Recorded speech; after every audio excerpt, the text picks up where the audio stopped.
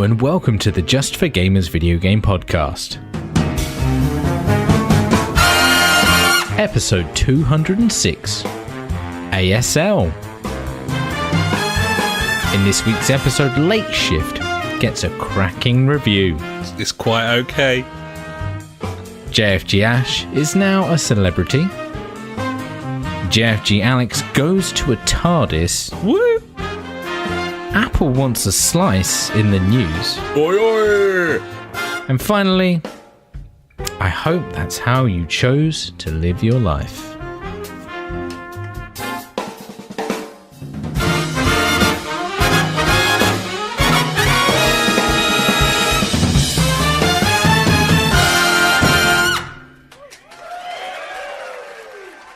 Hello and welcome to the JfG Podcast. This is episode 206. My name is Alex and I'm joined as ever by my very good friend Ash. Hey buddy, how you doing this week? Hey buddy, as always, feeling good on a Wednesday. Yeah, sparkling thoughts give me the hope to go on, buddy. Yeah, it's Wednesday, it's podcast time.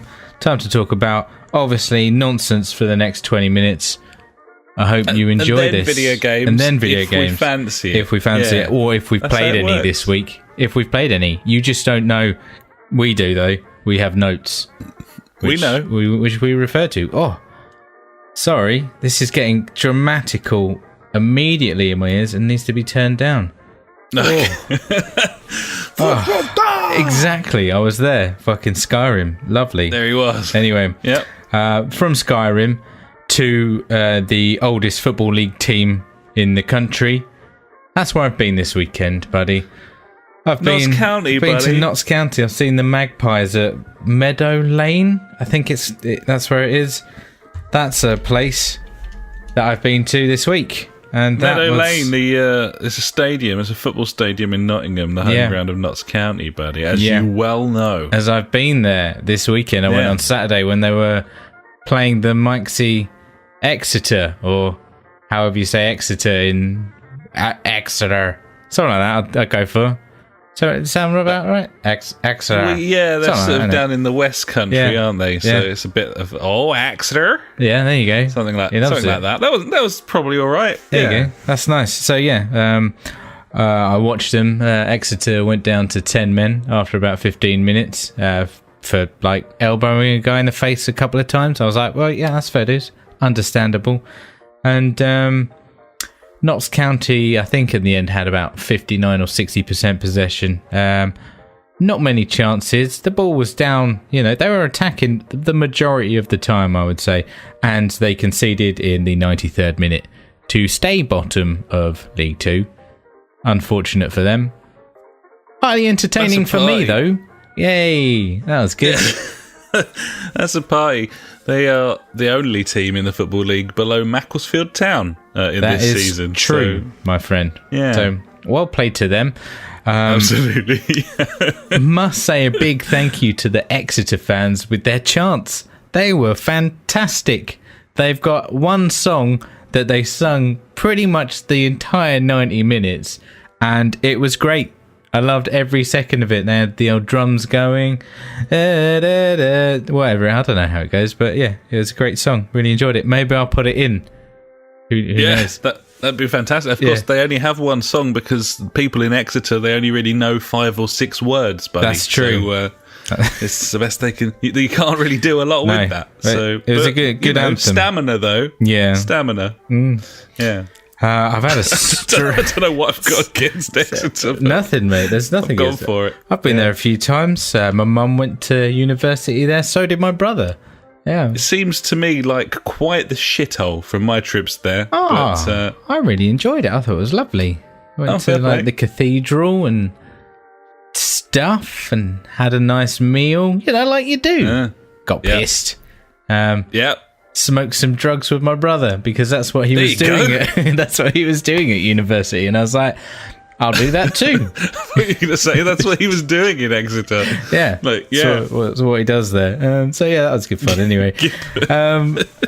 I had a bit of a stressful day today, buddy. I had the Beeb in. The BBC came. Oh, they love you. They just won't leave you alone. I just want them to fuck off and die. Just papping you. And just like, hey, we're going to come in and do some interviews. I'm like, yeah, cool. I didn't realise that they were going to do an interview with me. I was like, great. So I've been interviewed today for about 15 minutes, which will be cut down to 10 seconds, I bet, which is fine. Probably. So yeah, had the Beeb in. It was a stressful day. Had to get them. Is that going to be on the radio, buddy? It's going to be on, I think it's East Midlands News, and then possibility of being on Breakfast News. Mate, obviously you need to keep an eye out for that. Get that in the Discord, because our listeners are really going to want to see that interview. They're going to want to see me talk absolute bollocks about prisons and video games and websites. Yeah. Definitely. Becoming quite a celebrity. I hope not. I just want to sit at my desk and everyone ignore me while I just fuck about and write stuff in code, which I try and do. Not very well. Talking about code, I've started learning C#, buddy, and using it with Unity, the awesome engine that is Unity as we know it. You know, our hearts sing every time we see that logo flash up at the start of a video game, buddy. I'll tell you what, now I feel like it's the best thing ever, obviously, now that now that I'm learning to use it. So my plan is to make the ultimate VR trick shot game. Long term, obviously. Short term, just make a few blocks, move them about the screen a bit to start off with. So baby steps, buddy. Absolutely baby steps. Obviously. No, that sounds like a fucking great idea for a game. Yeah. The VR trick shots, mate. That's the one. I mean, We're on it. We've already done VR trick shots in several other VR games, proving that there is definitely a market for a VR trick shot game. There's exactly. no denying it. You can't deny it. You can't try. I've been there. I've seen it. I've seen the future. He's seen it. The future is VR trick shots. Nothing better, mate. Confirmed. Yeah. So there you go, buddy. Not a lot this week for me. Bit of football, bit of celebritying, and a bit of learning. So the trifecta in one way, shape or form. How's your week been, buddy? Good, bad, other? Tick the box. My week was nothing. So other, got you? Nothing during the week, last week or this. The weekend, however, buddy. Hello. Was an extravaganza. He's gone for it. I decided, me and the missus, we've been working really hard. Like this year, we haven't really, we had my trip for my birthday to Bristol, but we've got no holiday booked between January and June. We're fucking hardcore missioning it. Love it. I was like, we need to go away. We need to do something a bit. You need to fuck off for a bit.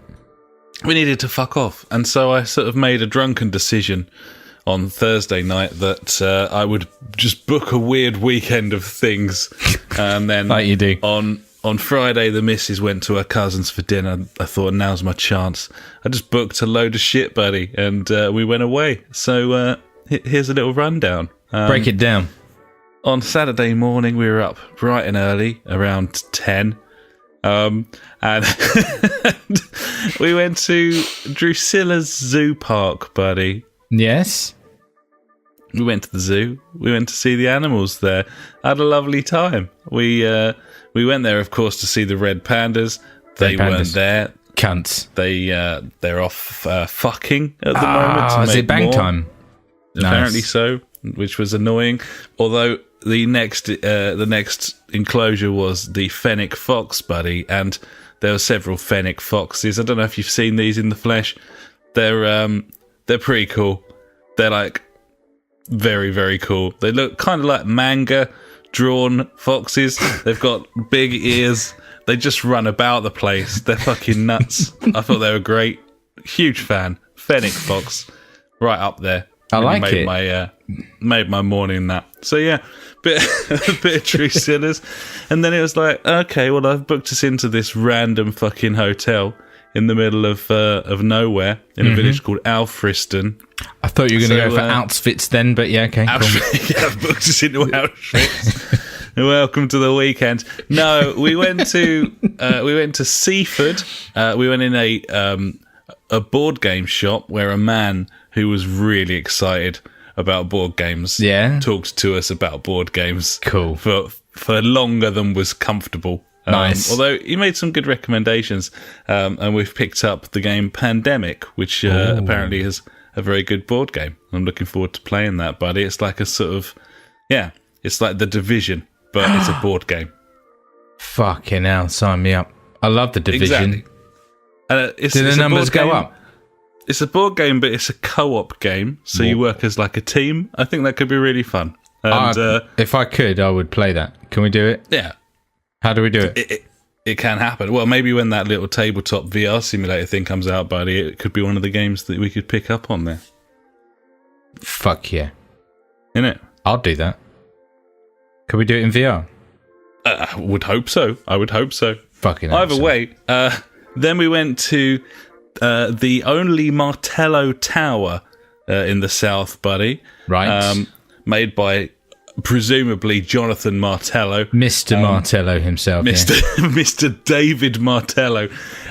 Anyway, so it's this museum in Seaford, and it was $2.50 per person to get in, and it looked to us like it was a room, and then you went up some steps onto the roof, and it was a tower, but it wasn't much higher than like if you stood on the roof of your car.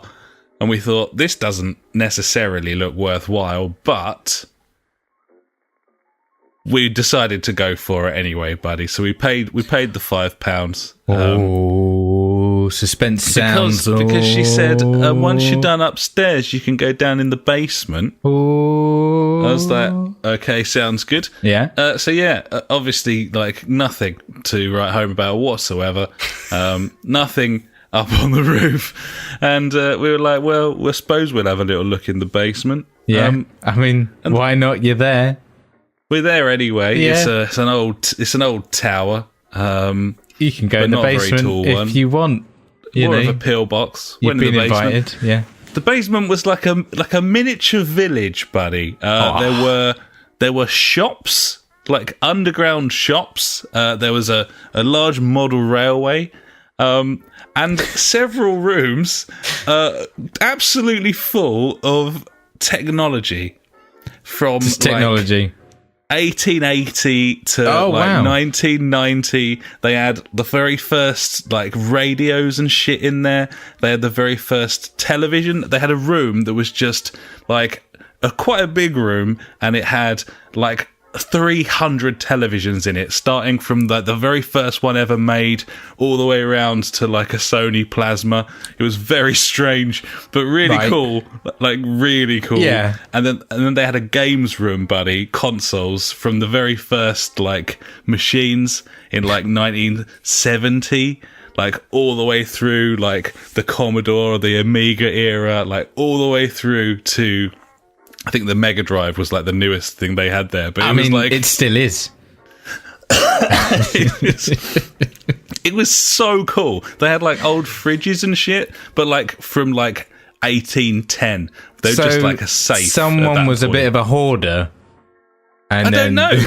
They cleaned it up a bit. There was no explanation as to why these items were in this basement. And the lady was just like, you can go in the basement if you want. She didn't tell us what was down there. She said it's a bit of a TARDIS. That's what she said. It's a bit of a TARDIS. Bit of a retardis, yeah. Okay, it's a bit of a TARDIS. Yeah. There was all sorts down there. It was incredible. There was a whole shop mocked up with a mannequin, and in the mannequin they'd put like a Walkman that was on a loop. And it was just so you could just hear the woman going, "Oh, so you've got the soap, and you've got the paper, and you've got the bread, and that'll be 2 and 6pence." And it just went round and round. Oh, yeah, I get it. Old-timey person in old time. And then you could pull a cord, and it brought a little, almost like a flying fox sort of zipline contraption, buddy.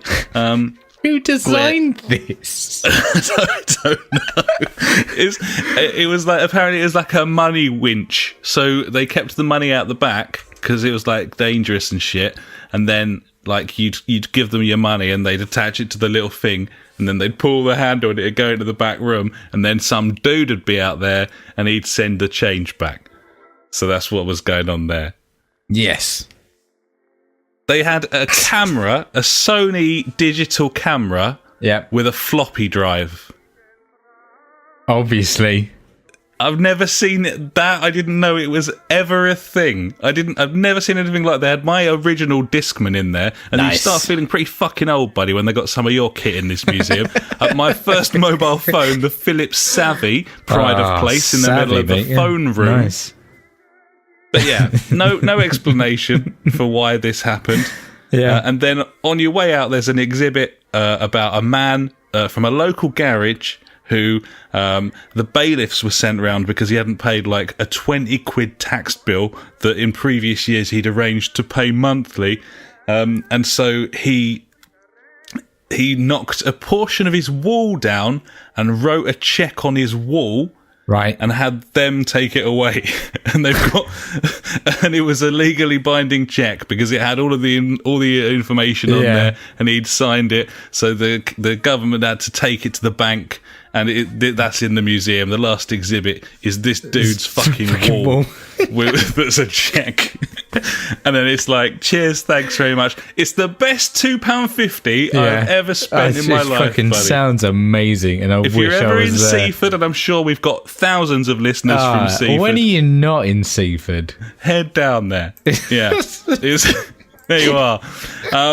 So that was nice. I went back to the village, buddy, checked into the hotel, had a nice dinner that night, and then on Sunday we went to see Captain Marvel, which I was pleasantly surprised by, despite its hefty feminist undertones. Wow, there is that. I don't need to prove anything to you, that sort of thing, because she's a very powerful woman. Yeah, but always end up doing so. I mean, certain parts of that movie where she's, like just destroying a fleet of spaceships with her fists, you start thinking they might have made her a bit too powerful. But I'm just going to leave that, and we'll see how we get on with the second Avengers film in that respect. Then we went to Battle, buddy. Go on. I don't know. There's been so many. There's a cracking mini pipe, mini ramp. There you go, in Battle. I've been on the 4 or 5 bus down to Battle many times. It takes quite a while, I'm not going to lie. It's quite a long way. It is. It's a long way on a bus. Yeah. Anyway, you went to Battle, just reminiscing. Went to Battle, had a steak in a steakhouse there. There you go. And then we went to Bexhill-on-Sea. I've stayed there. Yeah. And they've got the old Delaware Pavilion down there, buddy, which is quite a nice venue on the seafront. Oh, yeah. They've got a little pop-up record shop in there, and Lucy Rose was releasing her new album in the record shop there and playing a little set. And all you had to do was buy it online, and then you could pick it up when you're down there and got the concert for free. So that's how we rounded off the weekend, buddy, with a bit of Lucy Rose. Got her to sign my vinyl. Mate. Nice. And for a drunken hour on a Friday evening, I think that you'll agree that was pretty reasonable planning. You've done well there, sir. Out the park. You've seen animals, you've seen films, you've seen music, you've seen TARDIS. I've seen a television from 1893. I mean, that's probably the most action-packed weekend you've ever had on this podcast, I would say. I think it might be. I really just pushed the boat out. You were just like, let's just fucking do it. It was a fucking delight. It really was. Yeah. Well, there's only one thing that I need to ask you, buddy. And, go ahead. That's what are you drinking this evening? I'm drinking the Coors Light, buddy, and I can tell you right now, the mountain is blue. Nice. I like it. How about yourself? What are you drinking? Yeah, I can't say this because the words don't make sense, but it's the wicked Wyvern. W-Y-V-E-R-N. Wyvern. Wyvern. There you go. Wyvern. Like, those words shouldn't go together. The wicked Wyvern. It's the wicked, and I like it because it's got a badger on it and a dragon. There you are. If you're members of the Discord, you would have seen the picture of the badger and the dragon, and also our friend of the podcast, JJ, or Ben, a great benefactor of the podcast, JJ, and his selection of beers that he put in there, which I'm trying to find now what they were called, and I really enjoyed them. One sec, here we go. We've got What was it called? No, that's my picture. No, that's my one. The Raggedy Ass. Nice. Sounds good. Solid. What else did he have? He had the Arrogant Bastard Ale.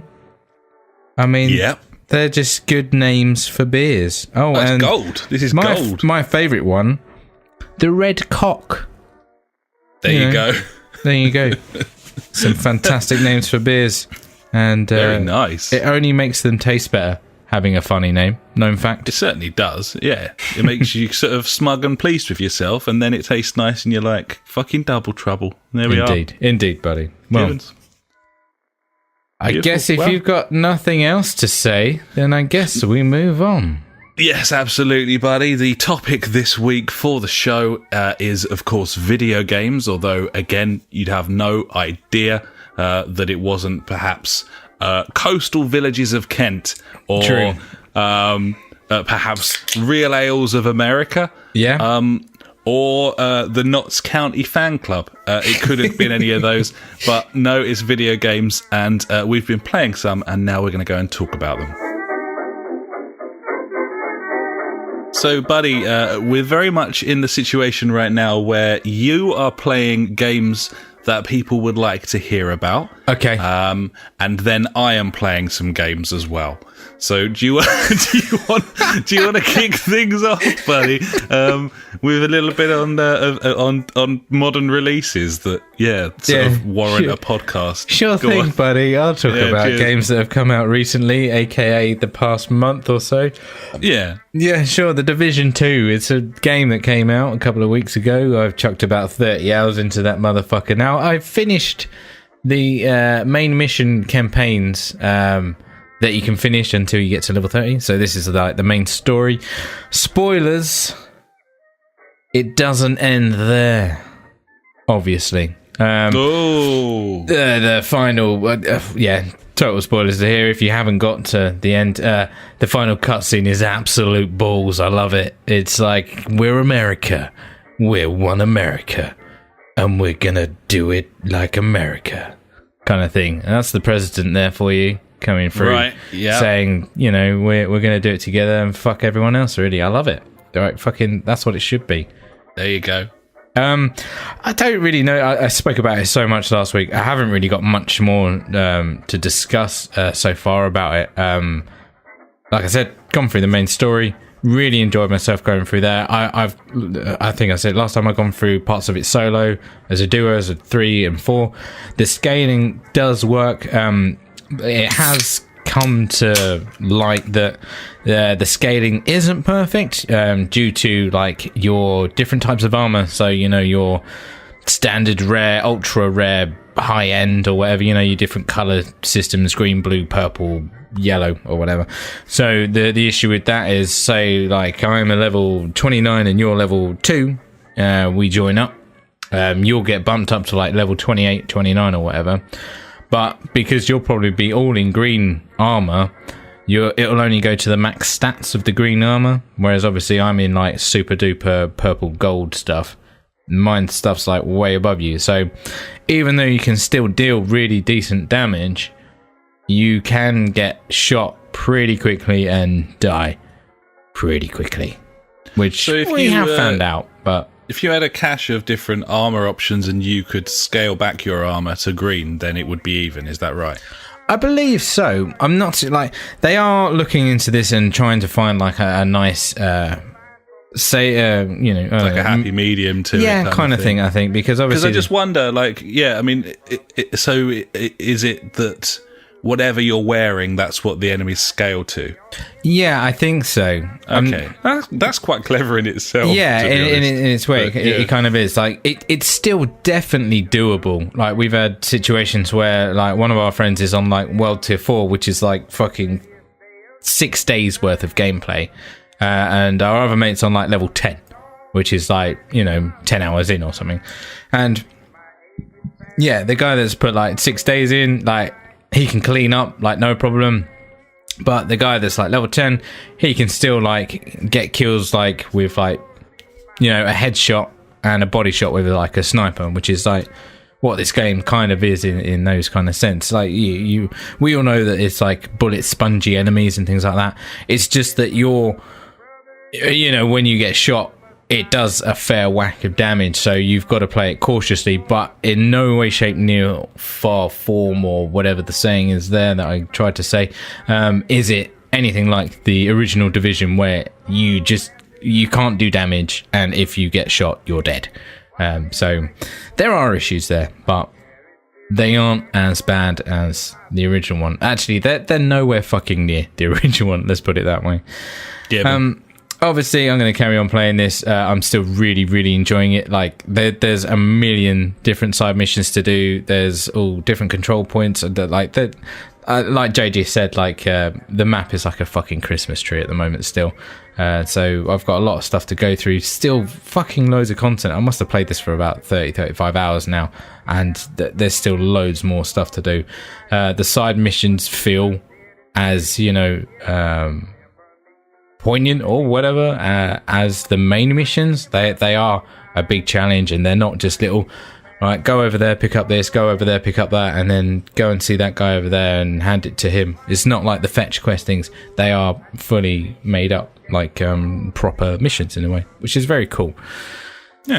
Yeah. So the next step for me is to get to level 30, which then I can unlock the things called strongholds. So I think there's 3 strongholds, which is like the next storyline in the game, and they're meant to be pretty tough. So we'll see what that's like when I get there, buddies. I think. Gibbons B. Interesting. Yeah. So update on that in the future. I'll keep you updated with the Division 2. Other games that I have played, and not for very long, for reasons I will tell you why, and that is Trials Rising. Is that the one? Yeah, Trials Rising. Okay. This is the new Trials game? This is the latest Trials game. And I've been playing that on the Switch. And you would think, how the hell did they get that game running on the Switch?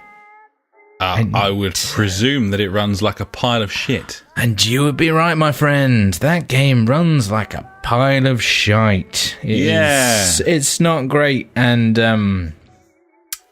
I put a few... I think I've played it for about an hour and a half or so.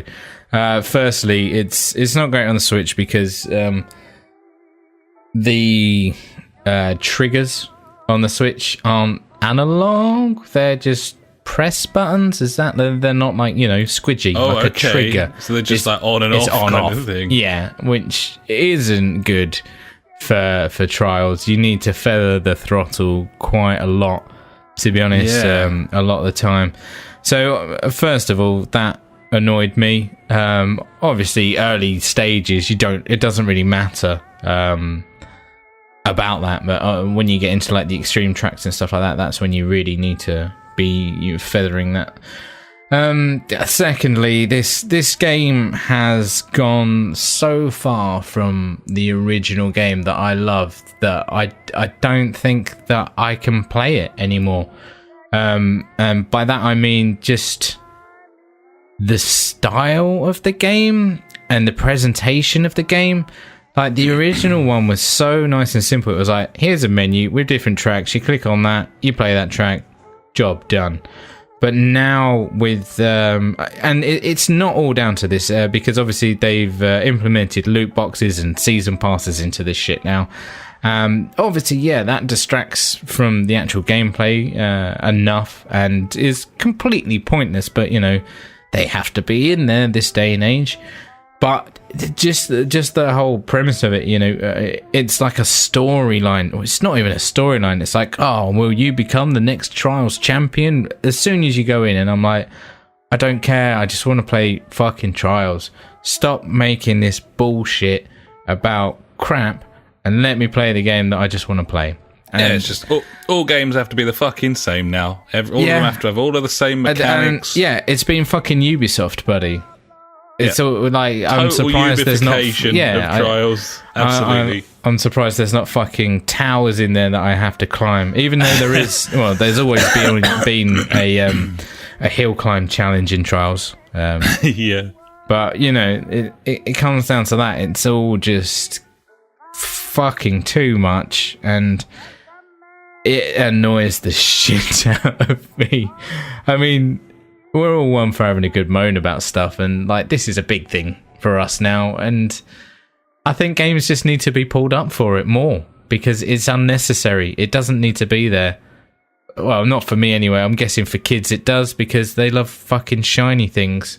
Well, it's as I said, we've been saying for a couple of years now. Yeah, we're too old for this. They're not for us. These games aren't for us anymore. And so you just got to try and extract some joy where you can, basically. Yeah, and, extract the joy I will. Like, at the end of the day, it's Trials. I love Trials. I will play it.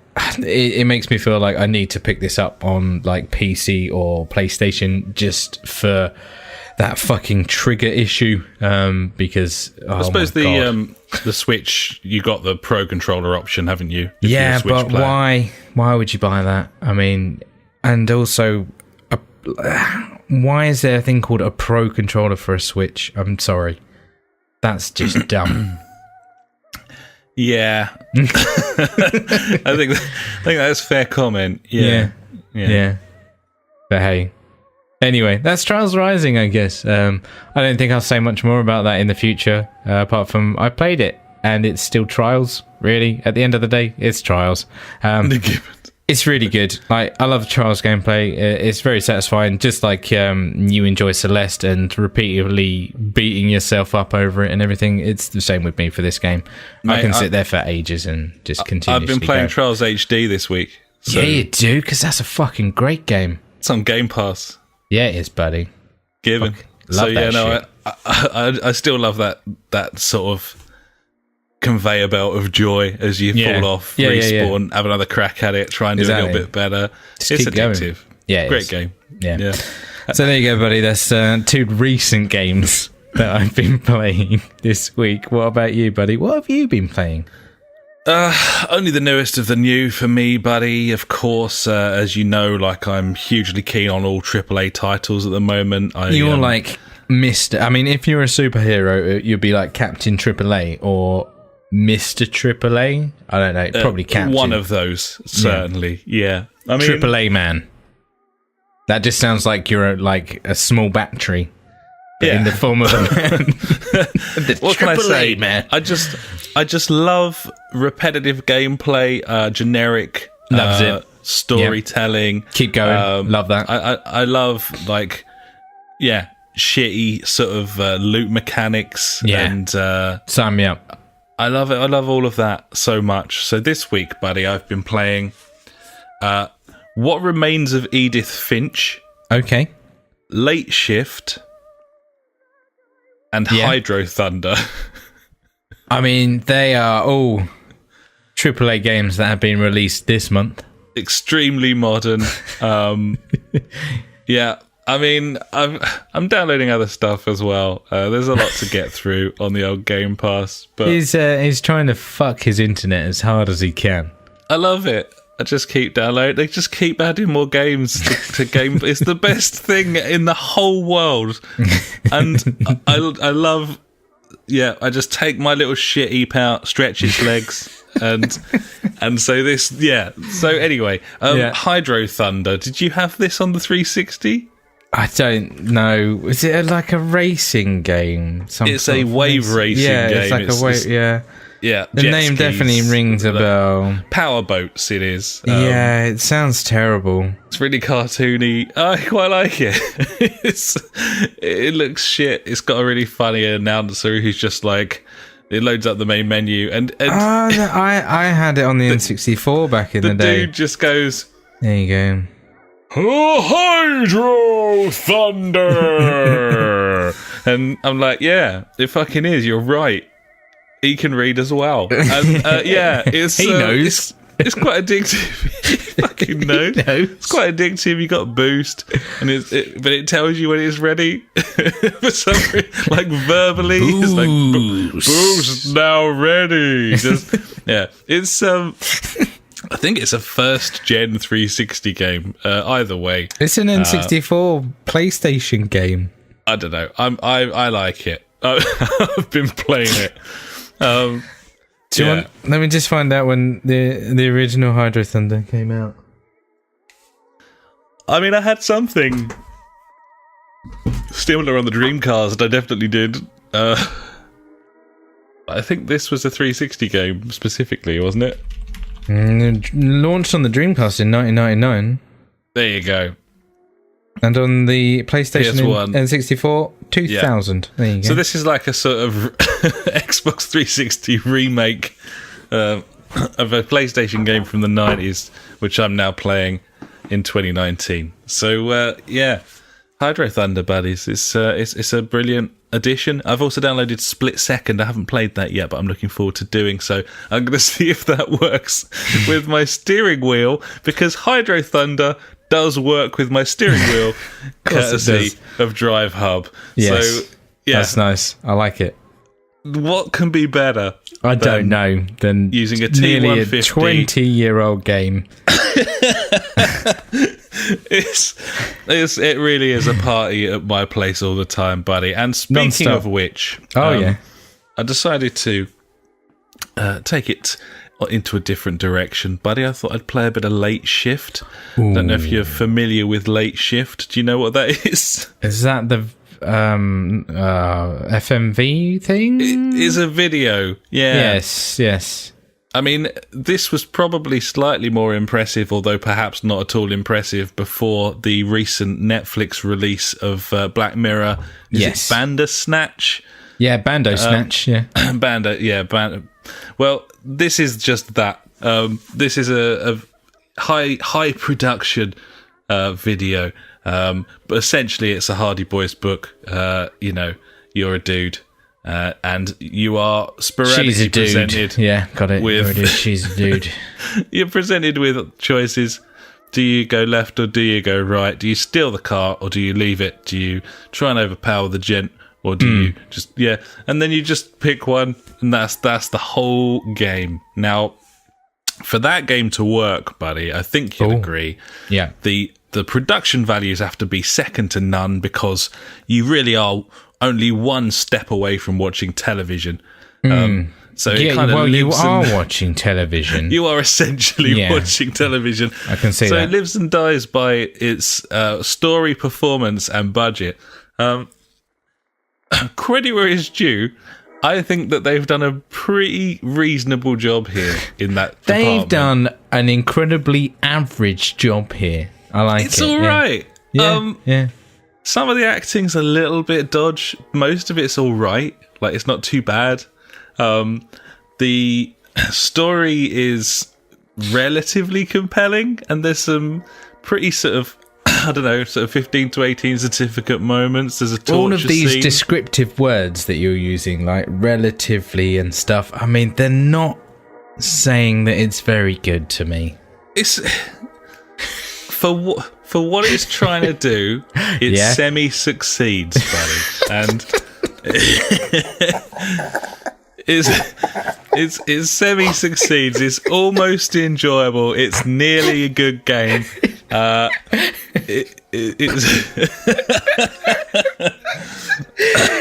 Oh my god! Yeah, it's not very good. It's not that good. I quite like it. Please, I quite like it. He quite likes it. I quite like it. Quite likes it. I played at least 3/4 of it before I turned it off, bored, shitless. So, for that, I mean, yeah, that alone, it's definitely like that pretty alone mediocre. is something. I like it. I like what they're trying to do. I don't think that they really succeed, but that's mainly because they don't. Because they don't. Yeah, it's all right. If you're in any way interested in Late Shift, I would recommend that you just watch it on YouTube because you don't really need to play it. Okay, I'll do that. And apparently there's like 9 different endings. I haven't seen any of them, but I might see one.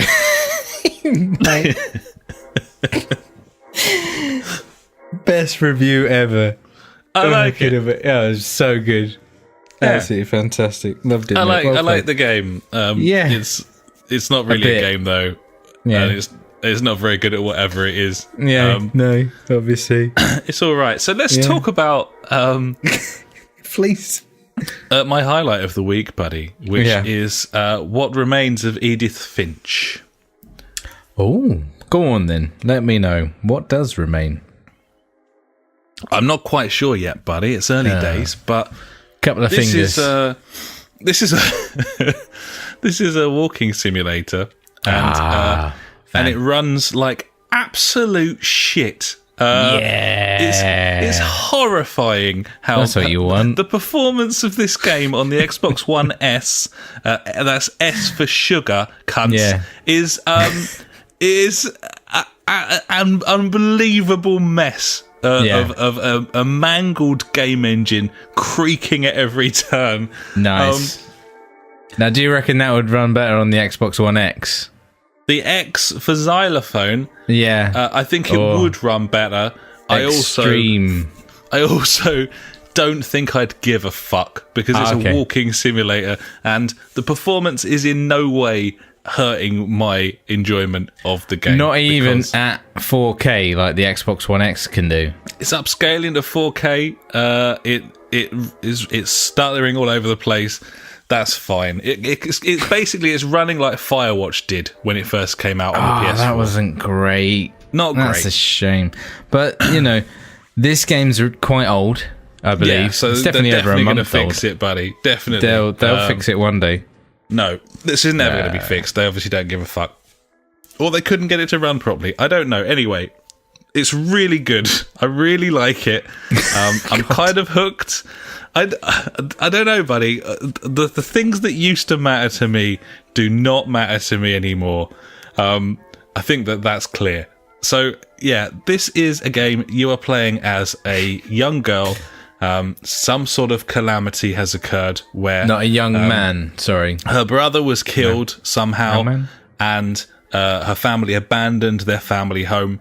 And years later, she's gone back to the house. Someone sent her a key in the post, and she returns to her family house. It's this massive, weird mansion, and it's got like that sort of Hello Neighbor-esque kind of towers coming off it and all sorts, like really weird kind of sort of faux fantasy world here.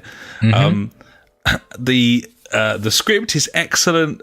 She's narrating as you're kind of going around the rooms, and the subtitles appear on different objects that you're looking at in a really sort of pleasing kind of way.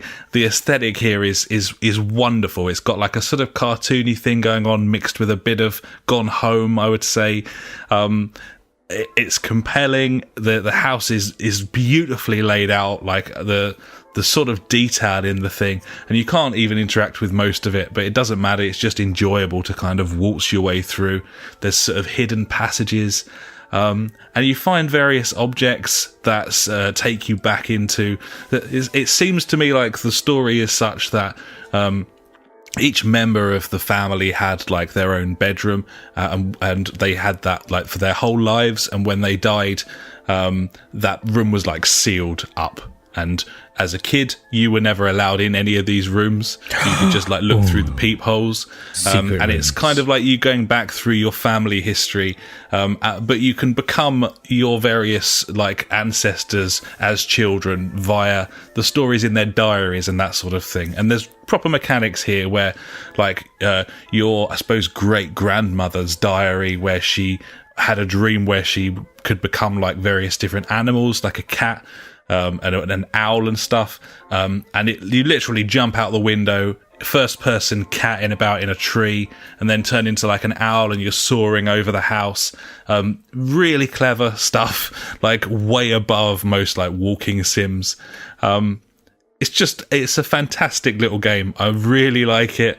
I'm just loving it. I'm completely like stuck into the story, and the performance issues, whilst incredibly annoying, probably a lot to do with the fact that my expectations are so low for this console that It doesn't really matter. Like, I don't mind. I didn't pay for the game, and I know Mate, the if you don't care about frame rates or quality and stuff, then you should get yourself a Switch as well. They're really shit. Yeah. I can't believe how badly this game runs for something that's been out for ages on this console. It's probably the best example I can think of a game that hasn't, desperately needed optimization and didn't get it. I'm not sure exactly when it was launched in relation to the Xbox One X, but if the X came before Edith Finch, then I have to say Microsoft have fucked Xbox One S players here, because what we were always concerned about with different tiers of console was that some games wouldn't run properly on the lowest tier, and that is very, very much the case here. It's not really spoiling my enjoyment of it, but I can't help but mention it. It's not really good enough, to be honest. Yeah, and true. But yeah, this game's fucking wonderful. It's been added to Game Pass this week. I highly recommend anyone with an Xbox fire it up and give it a go. It is a walking sim story game with shit all mechanics, but if you like that sort of thing, if you like a bit of Firewatch, if you like a bit of a story, then yeah, there's a reason why this won like BAFTAs and stuff. It's a lovely game, and it's cool, and I like it. Nice, buddy. That's good news. Yeah, so there we are. That's my weird list, buddy. And next week I'll be back with other different old games. But yeah, unless you have anything else, buddy, I think we should probably move on. Cool.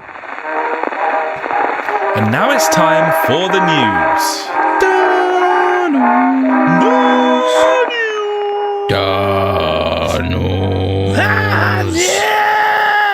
Fucking news.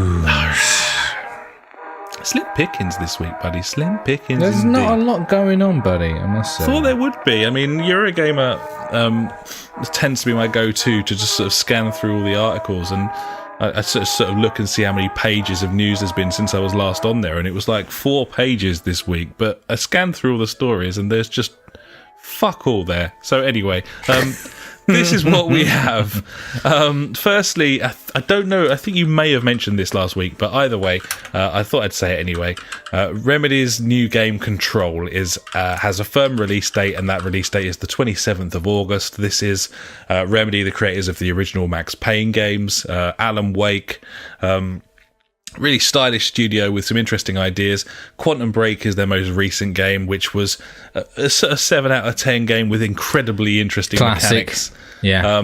They spent, put it this way, if they hadn't spent the money on the TV show accompaniment and spent that on the game instead, I think that it would have been a hit, like a real hit. As such, Lance Reddick couldn't quite carry that thing on his own, and it became a bit sort of mediocre in the end. But the mechanics were really interesting.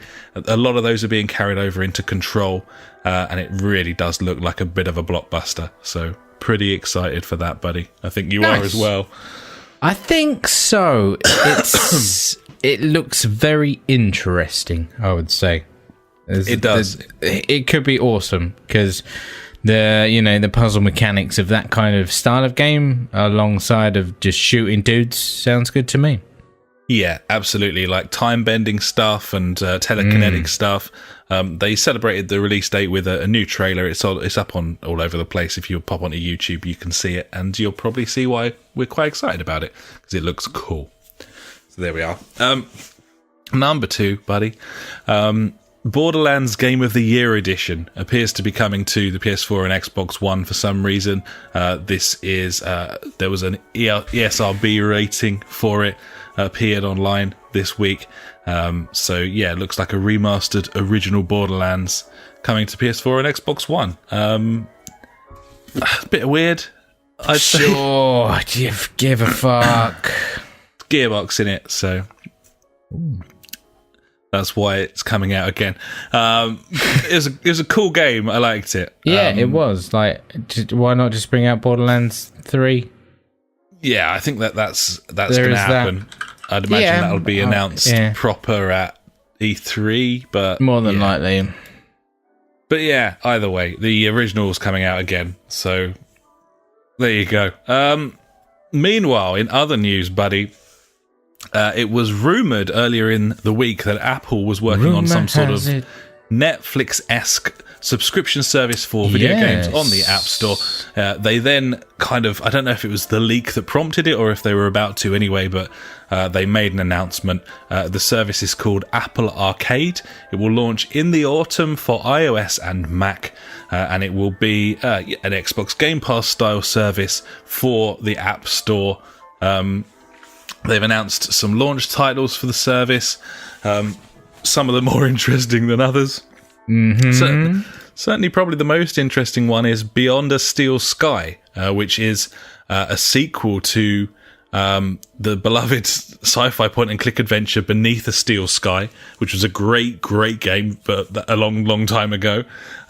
This game is coming out not just on the App Store, but on all consoles as well. It's been announced for Xbox, PS4 and Switch. So we've always had a soft spot for modern takes on old school point and click adventures and bring it into a sort of a sci-fi atmosphere as well. And I think this might be something we're pretty interested in having a go of when it comes along.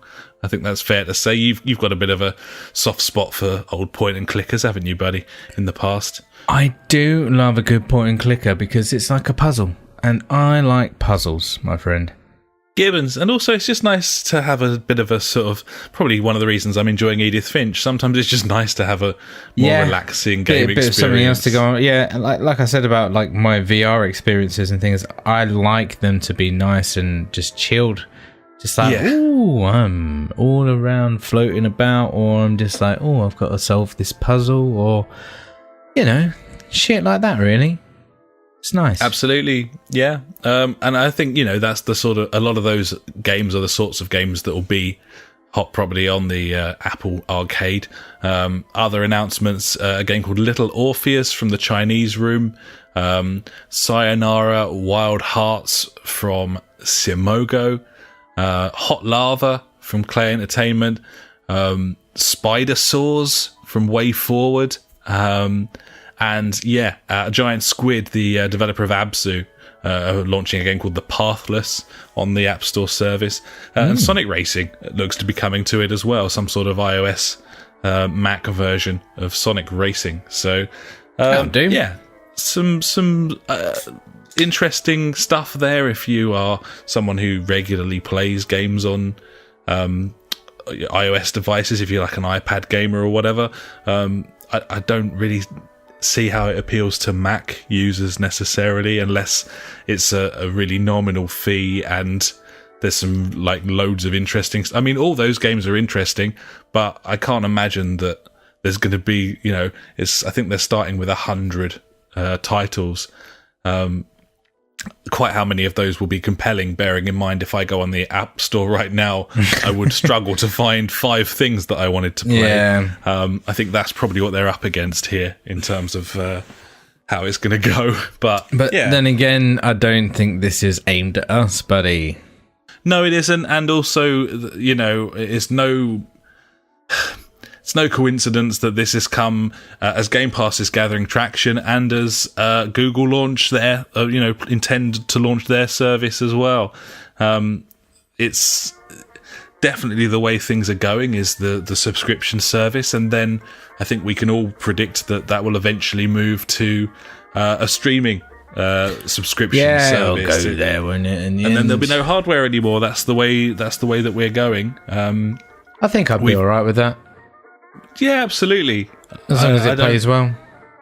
I don't need to have a powerful box of hardware under my television. No. If my television could just play it, that I would prefer that. Provided it worked. That's fine. And with that, then, you can just fucking play it on any screen you want as well, which is handy for me because I play upstairs, I play downstairs. Like to play in the bedroom when I can't be asked to get out of bed and stuff, Yeah. Sounds good to me. Yeah, it's all good. And, I mean, you're still going to have the same battles being fought in terms of the different platforms. You're still going to have incentive from each to have exclusives and so on, and therefore sort of drive gaming I forwards. think that's where a lot of the trouble is going to be, is, having like 3, 4, 5 different subscriptions on the go to get all the games, which is going to be a ball ache. Yeah, we'll have to see kind of how that goes, but I think you'd need to do some sums really as to like how much you spend currently on hardware and video games, software, at the same time, versus like 5 years subscribing to 5 services or something like the. Totally, there's definitely calculations that could be made there once we know a little bit more, but. Yeah, I'm paying £8 a month for Game Pass. I'm not paying for Xbox Gold at the moment because I haven't got anyone to play with. Yeah. So I seem to be getting I'm getting my value out of it at this moment in time. Totally. As you say, if I was subbing to a selection of other services as well. Yeah, you had that, and then you had Xbox Live, and then you had EA Access on top of that, or whatever it is. EA. It's a pretty penny. It's EA Access or whatever. I can't remember. EA Access is and then $5.99. Yeah, exactly. It just depends on what kind of games I guess you're going to be wanting playing and stuff like that, and what's on each service. Yeah. I mean, the other thing is, a lot of these services you can just buy for a month. Like EA Access, I can just buy for a quid for a month. Yeah. Which is good. The idea that you could just be like, oh, next month we're going to play some EA games on game night. And then we'll just spunk it for a month and be like, yeah, sweet, that's that done. Yeah, now we're off to play, Microsoft's offerings for the following month for $3.99 or whatever. Sounds good, doesn't it? It does sound quite good. Yeah. Pretty cool.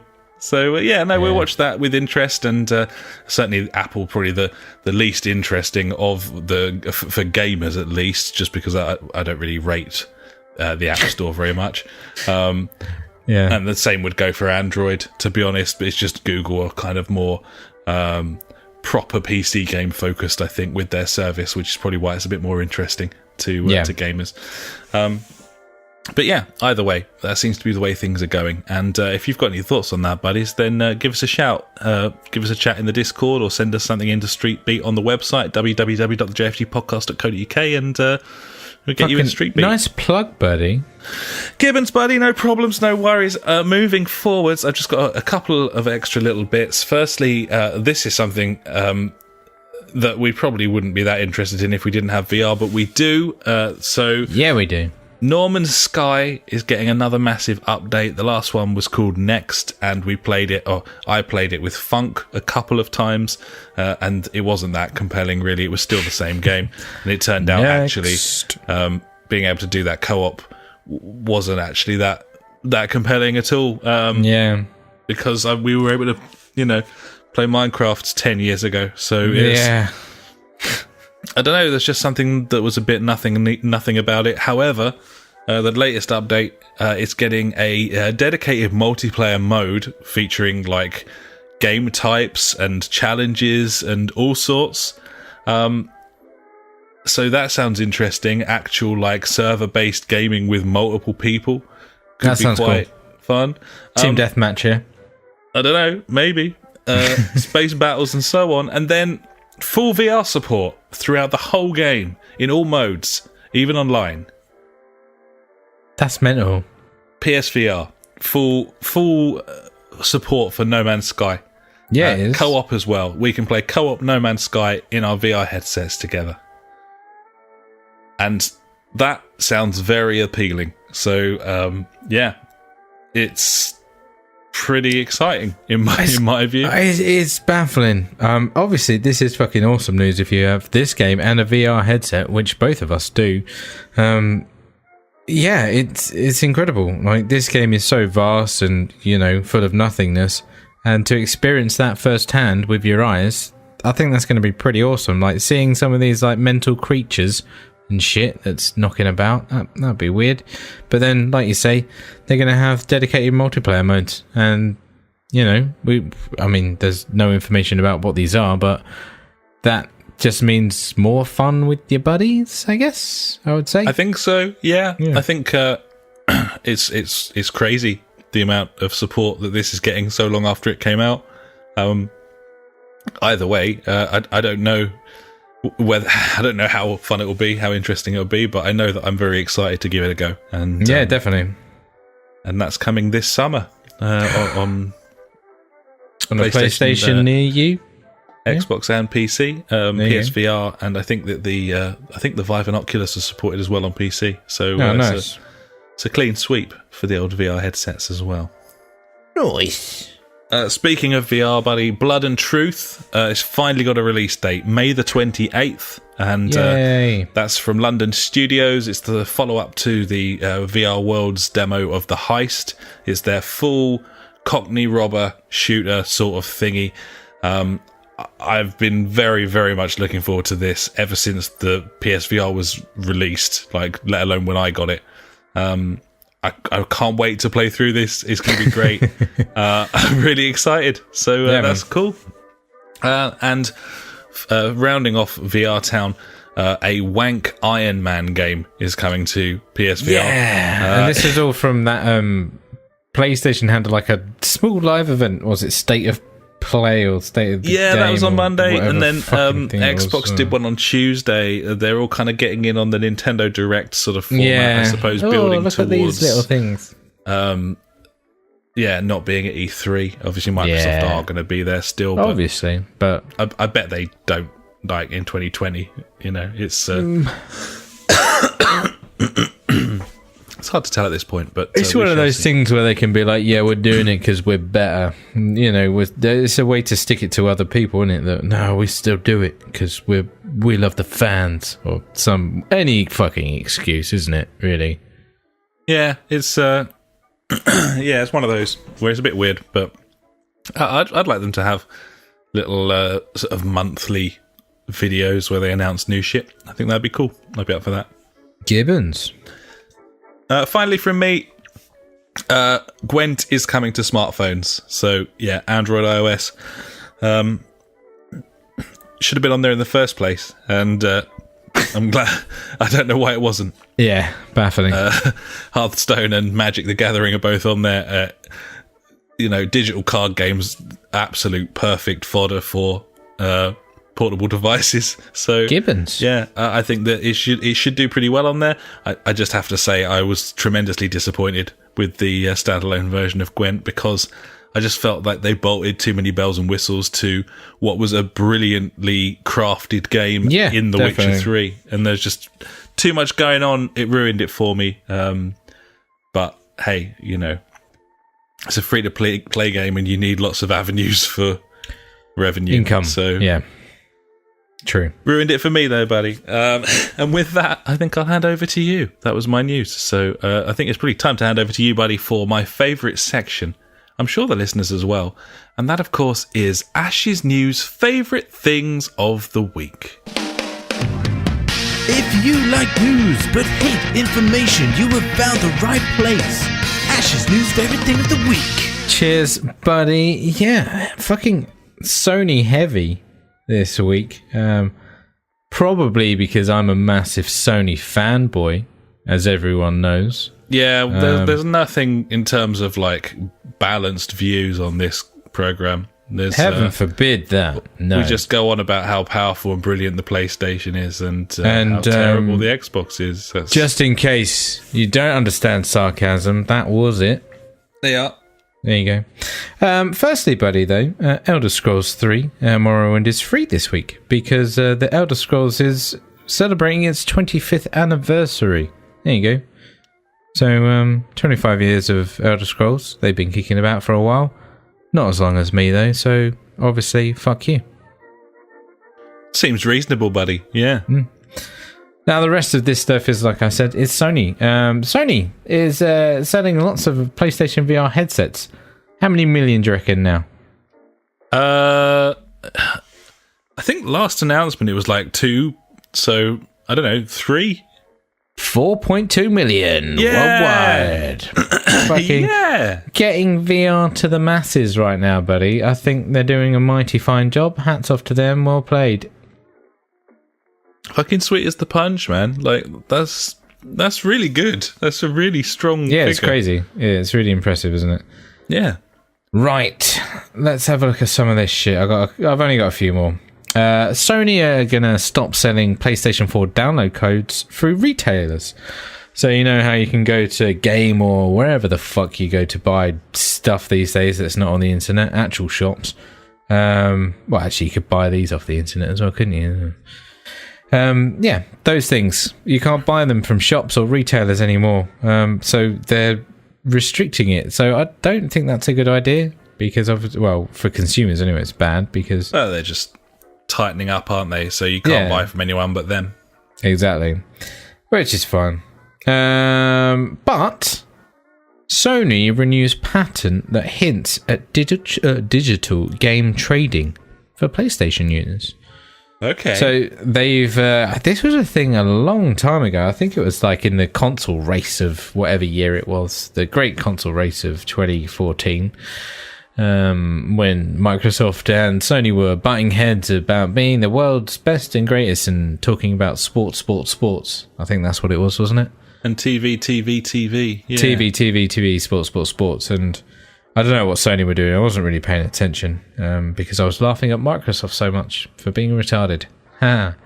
Anyway, yeah, that was a thing back in the day where it was like, yeah, you can trade games and sell them back to the store and things like that. It was, a patent has been re-released and it hints at this being a thing, which would be cool because I've got like 300 games sitting there that I don't play anymore and would trade them in to get money to spend on new games.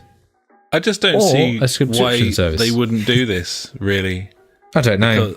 Because you know, you're going to be happy to get like a shite amount for this, like 10% value or something. Of course you are. But it's going to make everyone happy because it's unprecedented. Yeah. And it's going to drive revenue to their storefront because... Yeah, because you're going to have money in your credit and then you'll be like, oh, let me just spend that. Oh, sweet, I've got like 10% off that already. It seems like a great idea. No. There you go. That's what I think. There you go, buddy. And that is my news favourite things for this week. Not a lot. Thanks so much, buddy. Kind of interesting. It was some interesting stuff there. It was very tasty biscuits. And that was your news. Before that was my news. And that, ladies and gentlemen, was the news. And now it's time for Out This Week. Let's take a look at some games coming out this week. Probably filled with microtransactions, the crazy pay-to-win mechanics. Because fuck you all. Fuck you all. Fuck you all. Fuck you all. Buy our shit. And that is out this week, buddy. As I'm gradually losing my voice a little bit for the second week in a row. We're doing a podcast. Yeah, no, it's not ideal, is it? No. I'll get there. It's all good. We'll wrap it up soon. Don't worry. Firstly, buddy, of course it's that time of the month. No, I'm not that time of the month. No, I'm not blobbing, buddy. It's Games for Gold and PS Plus. Games for Gold. Yeah. So on Games for Gold, we've got Star Wars Battlefront 2, the original, for the Xbox original. Nice, like it. Much better game than the new one. The new one, yeah. Ghost Recon Advanced Warfighter 2 is on Games for Gold. So right. I'll play that. Yeah, you will. Technomancer is on Games for Gold. And most excitingly of all, buddy, Outcast Second Contact is on Games for Gold. I'll play that. This is the full remaster of the game Outcast, which was famous for its voxel technology, and is something that I've wanted for a little while, and may well renew my gold subscription so that I can play just for this, yeah. Yeah. So, there's Games for Gold. Moving to PlayStation Plus, we've got 2 games, because of course they're no longer giving any PS3 or Vita. Yeah. There you go. Conan Exiles is probably the big one, I suppose. It is an open world online survival game a la sort of Rust or something like that, but in barbarian times. And I suspect will actually be very popular on the PlayStation because there aren't quite so many of that sort of game on the consoles as you find ubiquitously on Steam. So I mean, the thing you can kind of compare it to is Ark, really. Yeah, very much so. Very much a sort of an Ark-esque sort of game. As such, maybe something that we might want to give a little burn. But maybe. Do you reckon it will run better than Ark? Because that was beautiful. I don't think it'll run better than Ark. I think it'll run on a par with Ark, aka Shithouse. Shithouse. But we'll see.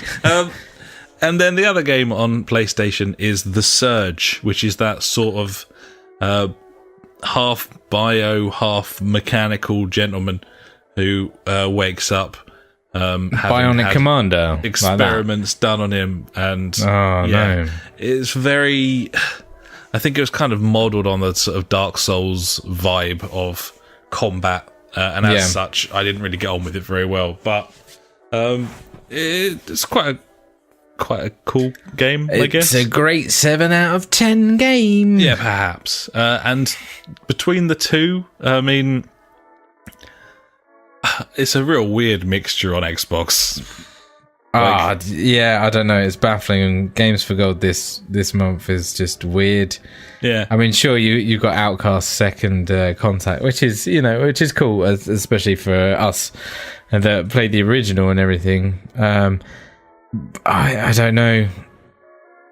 I mean, I feel like you're going to struggle to get any kind of decent 360 game now. Well, I can't help but think that the focus has shifted entirely towards Game Pass. Yeah, and everything games should just for be on Gold that, is really. a bit of an afterthought, maybe. I mean, yeah, but they have to do it, really, don't they? It's there.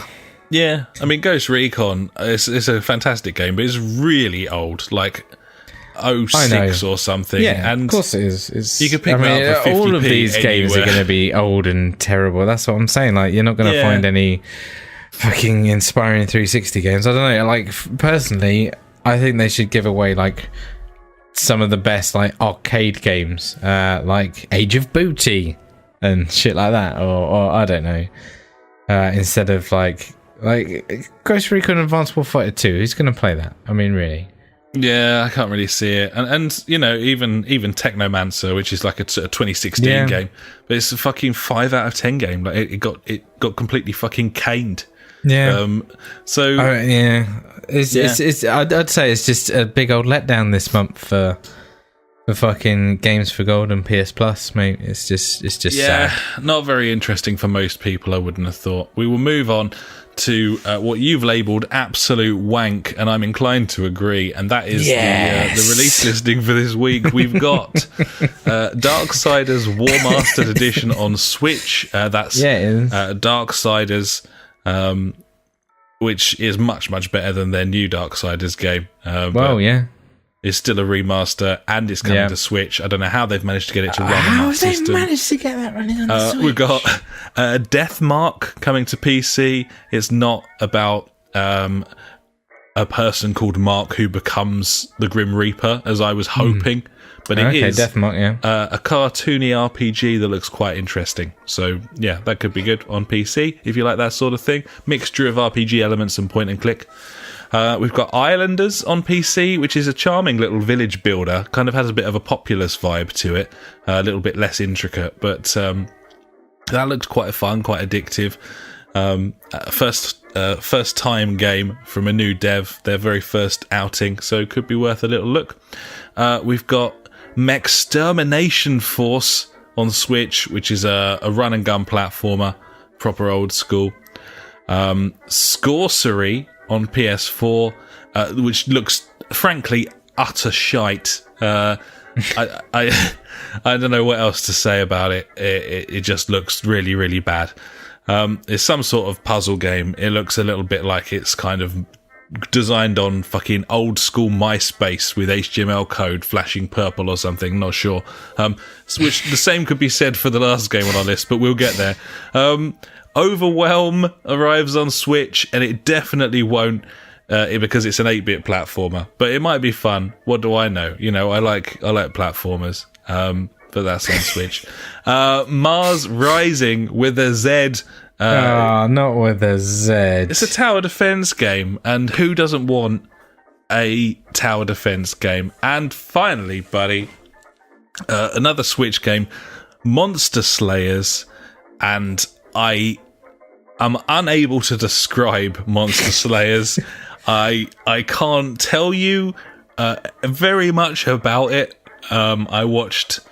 I'm going to say extended footage of this video game without at any point being able to work out what on earth was going on, what the point of it was, why anything was happening.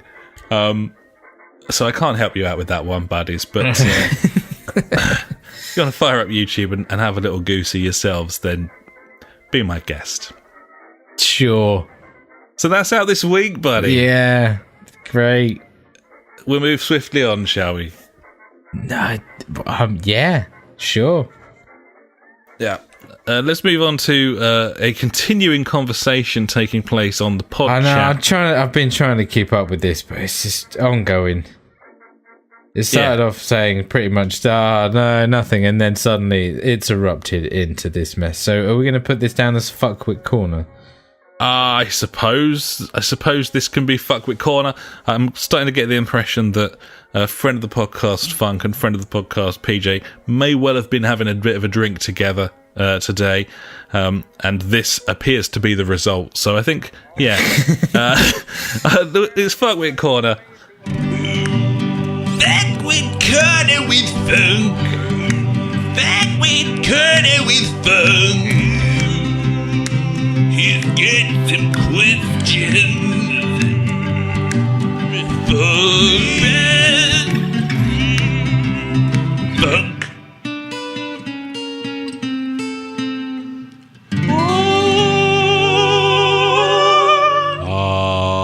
And let me I suppose I'll just read this verbatim for better or worse, having not proofed it first. So if this is incredibly racist, we're live on the internet, and it's not my fault, I promise you. Here we go. These are not our thoughts. No, views words. not our own. Funk says, I've been playing Hitman, the old one, all week, and had a ball just setting up sniper kills on Colorado. Loved it. Looking for angles, patiently waiting to cap someone. Much more fun than playing it like the game wants me to. Nice. That game is underrated. I spent an hour after getting made just blasting my way around the level and having a ball. Also, me and Pizzle hit up Modern Warfare and had a gay old time. Classic. There you go. PJ says, lots of announcements of various game streaming services. Has anyone made it work to a decent level, or are they pissing in the wind trying to capture fanboys? Should we answer that? I guess that's something. That's a question. It works on PlayStation, but the service isn't compelling enough in terms of the software and the price point. And that's also available on PC now, though, isn't it? So technically, you can play PS4 games on your PC if you want. But still, it's still a bag of wank. But from what we experienced of it, and this was a good year and a half ago that we played it. The tech's there. It works fine. It's there. Yeah, we didn't have any issues, really. I mean, I kind of reviewed Destiny 2 using Nvidia's streaming service a while ago, probably 6 months to a year ago or something, and I struggled to find the latency in that game. Agreed. I had the same experience with GeForce Now. There you go, that's what it's called. Yeah. These things are there, I think. Oh, go on, buddy. They work fine. I played a host of games. I didn't have any lag at all, and my connection's nothing to write home about. I get sort of 40, 50 meg a lot of the time. Was that on Wi-Fi or were you hardwired? That was Wi-Fi on my Mac. Cool. Yeah. Good to know. Good to know. So, the service is there. It's still not as perfect as playing locally, but you can bet your ass. I mean, Game Pass is the best subscription service currently available on any platform. I think that's fair to say, not just because I'm in love with it. True. It's the most established and best value, I think, in terms of the software library at this moment in time. And they will inevitably, at some point, start offering the ability to stream the games rather than download them. And then eventually that will all go streaming. That's the way everything is going to go. And I've got no problem. As we've said before, I've got no problem with that whatsoever. Provided it works, then I'm happy with it. It's cool. Yeah. Gibbons. Also, we fucking owned Wild Pants. That's where you are, buddy. After 6 months away, that was awesome. But would have been better if we could have played the game mode we wanted. Oh, what? Yeah, nothing more annoying than finding a couple of hours to play a game and an hour of it being forced into game modes you didn't want. Fucking clown shoes. Great game when it lets you play it through. I've long since had a huge issue with Ghost Recon Wildlands in that you play that mode that we like playing, the sort of 4v4, and you can't choose the type of fucking game mode you want to play, and the only one you want to play... It's a playlist, buddy. It's a playlist. Yeah, I don't want a playlist. I want to pick what I want to do, because Makes I bought the game. sense to me. Yeah, but the play base isn't there, and not everyone wants to play that. Everyone wants to play one mode. Yeah, everyone wants to play survival mode. No cunt wants to play the other modes. Attack and defend. Yeah. The villa. Ugh. Who'd play that forever? PJ kind of spitballing about the possibility of being able to sort of choose your own mode. No, you can't. You can only have just a private match. It's not great. But yeah, they don't like that. Still fun. And they go on about how brilliant that game is. And I'm not going to read all that out again because we've been there. They love that game. That. Yeah. We did it. It does have horde mode now, as PJ brings to mind, which is something I'd like to try. Because I think that could be really fun. And as you know, buddy, I like playing co-op more than I like playing PvP in basically everything. So, Gibbons, sorry, I'm just trying to read the rest of these comments. It goes on forever. Oh, dear. Yeah. They love it. Yeah. Best game on the console. I mean, to be honest, it sort of builds into a crescendo of absolute fucking rubbing one out. In the sort of way that you might get after you've had 5 to 6 real ales, that sort of. Either way, I think the moral of the story here, buddies, is they fucking love Wild Pants. They love Ghost Recon Wildlands. They think that it's the best game on the console, and they can't get enough of it. And Gibbons, and more power to them, I say. That's fine. Fight the power. So thanks very much for whatever the fuck that was, Funk and PJ. Cheers.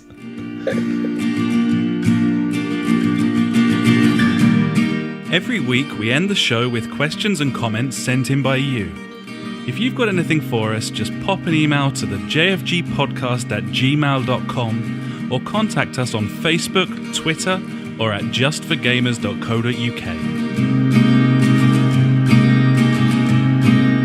And now it's time for JfG Street Beat. You got a question we wanna know. Street Beat. Facebook, Twitter, we're on them all. So hit us up and be on the show. Street Beat.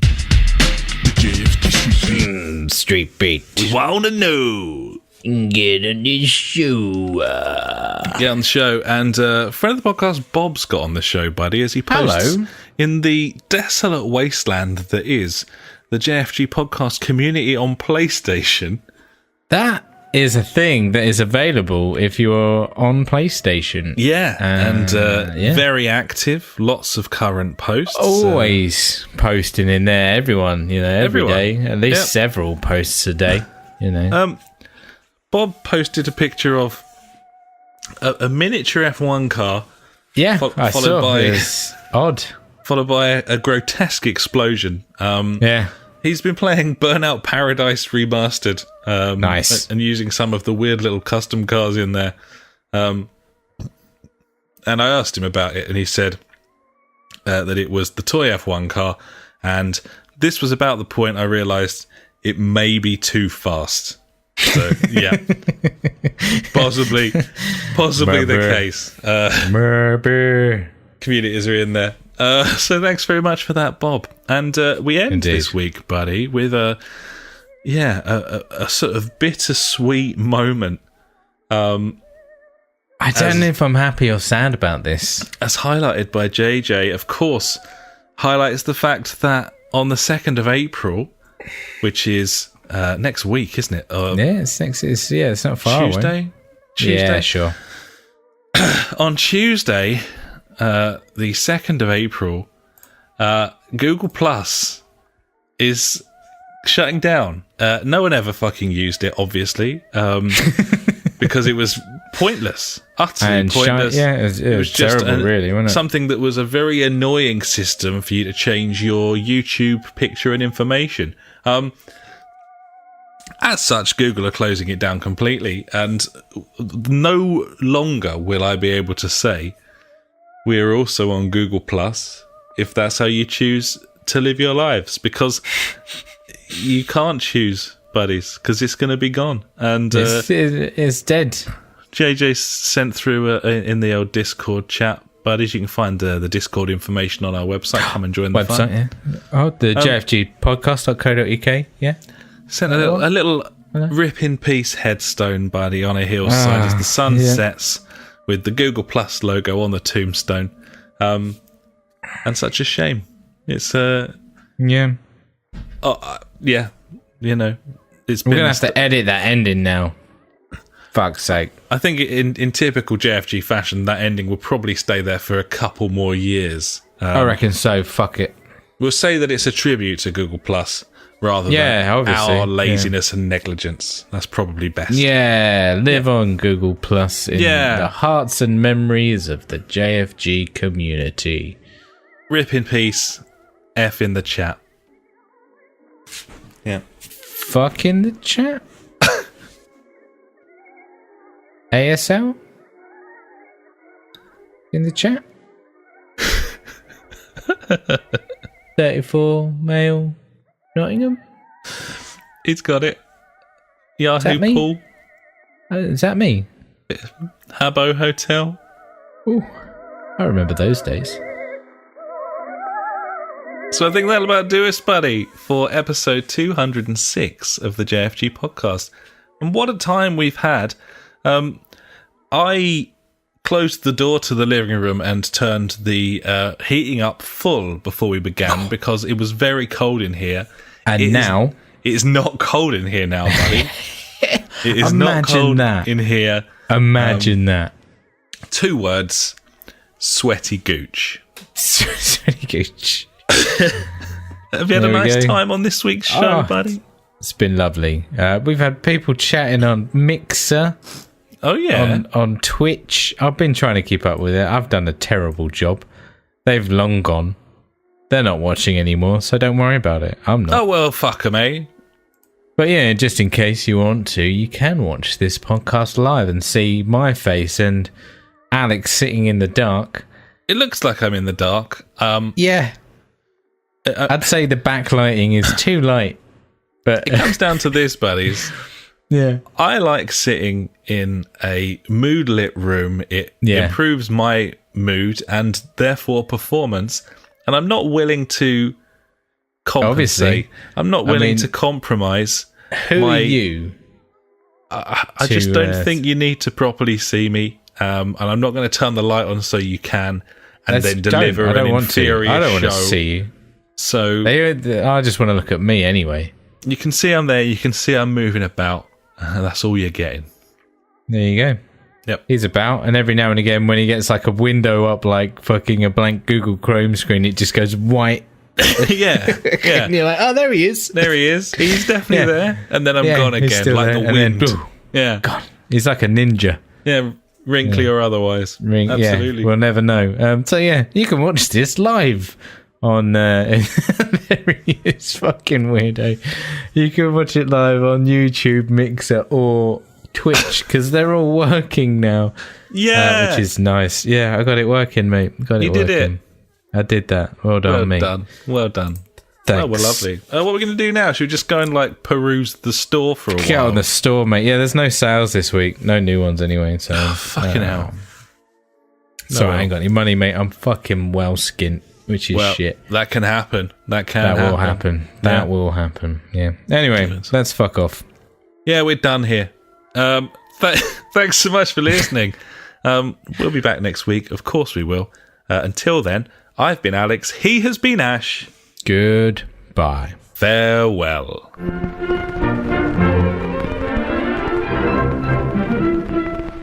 You've been listening to the JfG Podcast with Ash and me, Alex. You can find us at www.thejfgpodcast.co.uk, where you'll also find our Discord and Street Beat if you want to get involved with the show. Our Facebook is /the JfG Podcast, and our Twitter handle is @the JfG Podcast.